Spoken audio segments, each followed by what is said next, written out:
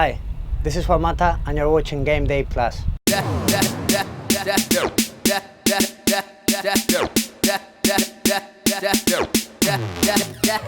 That's right. This week on Gamedayplus, we speak to Juan Mata, Manuel Neuer and Olympiacos. But first, the world's greatest player, Leo Messi.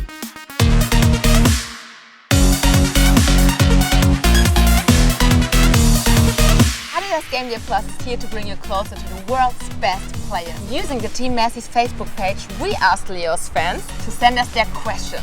Out of 4,500, we selected just 5.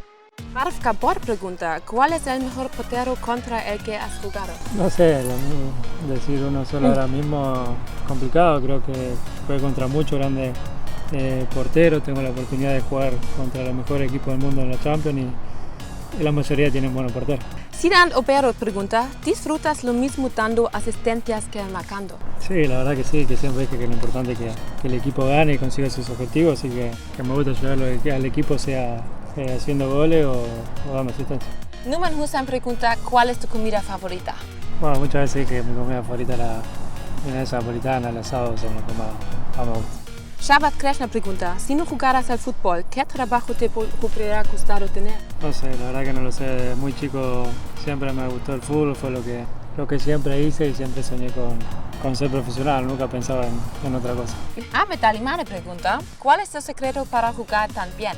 Disfrutar, jugar como lo hice siempre de chico, mi manera de jugar es siempre la misma, intento disfrutar cada vez que salgo dentro de una cancha, sé que tengo mis responsabilidades, que tenemos unos objetivos, pero intento de salir a la cancha y divertirme, que hago lo que me gusta.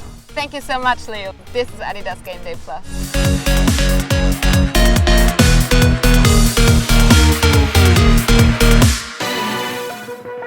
Can't believe it, I am joined by the legend that is Manuel Neuer. Taking penalties, you're pretty good at that. Do you practice it a lot? Yeah, you can practice it, but it depends on the player who's against you, and you have to focus, you have to be a little bit intelligent, of course, yeah. And you have to play a game with him.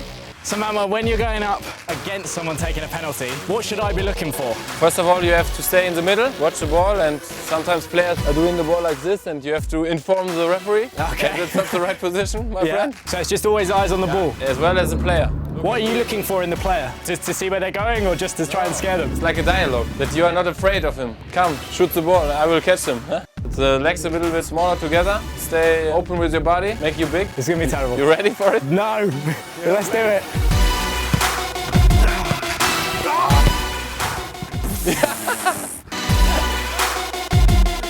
It was too scary. It was the eyes. Yes, I told you. After each shot, if you find that you really have no idea where he's going to go, do you just dive and take your chance? Of course, always a little bit with instinct. But it was the right instinct, huh? Yeah, right instinct. It's just good, yeah. He did me on the run-up. What do you do when a player dummies the run-up? You have to stay cool, and in the last moment you have to do your reaction. You've saved some penalties in some huge games. How do you deal with the pressure? You have to stay cool and you have to be focused just on the ball and on the action. The goalkeepers only can win at the penalty shoot. Yeah, you have to stay strong. And what tips would you have on our viewers that want to become a penalty-saving goalkeeper? You have to have a high concentration, high focus level and stay cool. And when you're in the right corner, you have to look 100% at the ball. You have to have a strong hand and put everything into it. Manuel, thanks very much, my friend. That was Gamedayplus training with the greatest goalkeeper in the world. For a chance to win this signed ball by Juan Mata, tell us how many goals he has scored in the Champions League this season.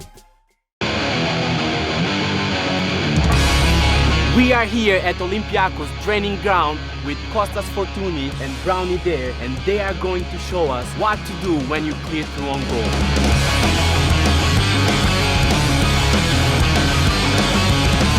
What's the first thing that you look for? Πρώτα κοιτάς τον τερματοφύλακα και μετά κοιτάς τη θέση στην οποία μπορείς να βρίσκεσαι ώστε να σκοράρεις. Do you have a clear and relaxed head when you're in that moment? People think it's easy when you have one-on-one with the goalkeeper. As we strikers, it's the most difficult part. But you just have to watch the position of the goalkeeper, then you can decide on what to do.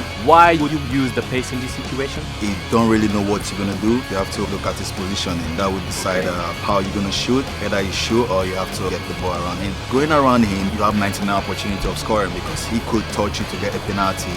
You could go past him to score. I don't think it's a good thing for you to overthink. You just have to take the first decision that comes through your mind. How would you do a chip one-on-one with a goalkeeper? Πρώτα απ' όλα βλέπεις σε τι φάση είναι ο τερματοφύλακας. Αν έχει βγει έξω από την περιοχή, μπορείς να τον κάνεις, να του σκάψεις την μπάλα από πάνω. Αν όχι, μπορείς να κάνεις ένα πλασέ και να σκοράρεις. Would you ever use a nutmeg in this situation? Something with a bit of flair just to show a bit of your personality? I don't really think that's a good idea if you're one-on-one. You just did it over there. Yeah, I tried it and it worked. So if I'm just clear to on goal, what is the best advice you can give me? For me, I prefer to go around the goalkeeper if I have choice. For you, I don't know, but I think the best thing to do is to watch the goalkeeper and you can decide on what to do.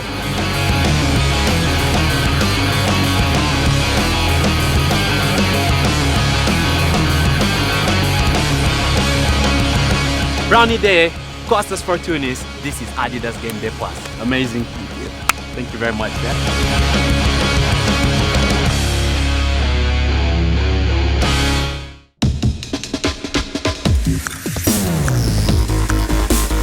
At the Be The Difference World Final in Marseille, Adidas launched the third kits for the Champions League teams: Manchester United, Chelsea, FC Bayern, Real Madrid and Juventus.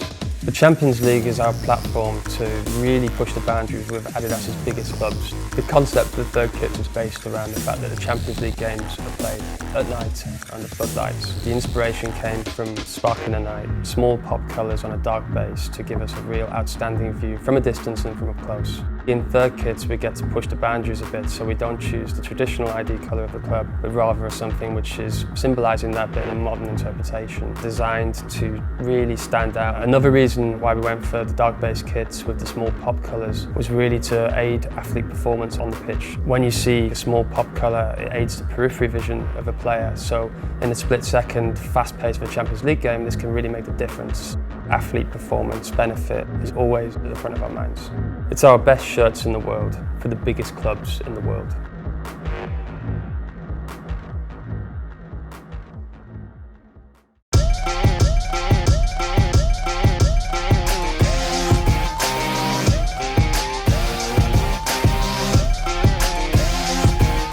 This is what I have in my locker.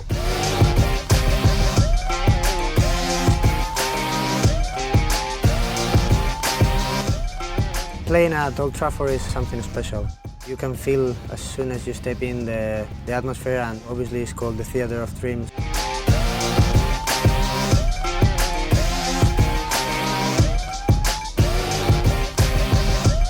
Being creative to try to get assists and goals is a big part of my game. That's what I always try to do, help my team with assists. Especially it was a great game for me. I felt very happy after the goal and the assist, and the most important thing that we took the points.